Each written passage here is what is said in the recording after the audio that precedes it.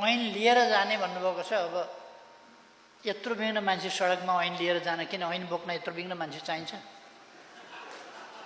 ऐन त संसदमा छलफल हुँदैछ, उपसमितिमा छलफल भइरहेको छ, समितिमा आउँछ, त्यसपछि मूल हाउसमा आउँछ, त्यो संसदबाट पारित हुन्छ, ऐन त आउँछ नै।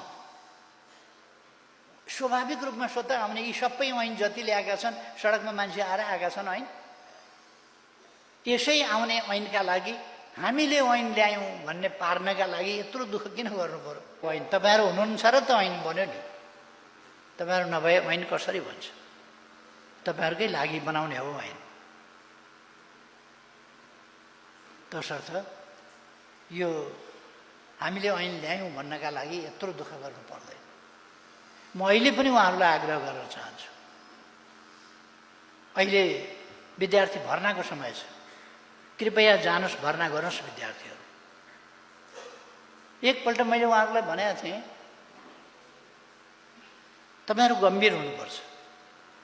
एसइईमा 52% विद्यार्थी फेल हुने भनेको त उनीहरूको त कलिलैमा उनीहरूको भविष्यमाथि तरबार चलाइयो जस्तो।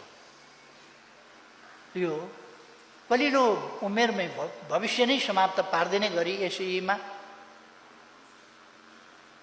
अब एसइईको औचित्य पनि देखिरहेको छैन। यो खुरुखुरु अरू कक्षा जस्तै त्यो एसएलसी त भएन, स्कुल लिभिङ सर्टिफिकेट भएन, उच्च शिक्षामा +2 भइसकेपछि त त्यसको त एसएलसीको सिद्धियो भने फेरि एसइई भनेर किन राखे?